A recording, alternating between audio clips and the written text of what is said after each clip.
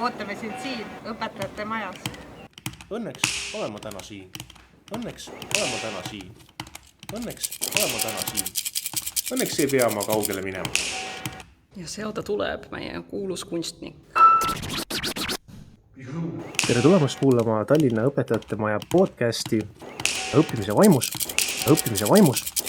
Õppimise vaimus. Õnneks olen ma täna siin. Õnneks olen ma täna siin. Õnneks olen ma täna siin. Õnneks ei pea ma kaugele minema. See oli tõesti sisutihe ja äge päev siin Tallinna Õpetajate Majas.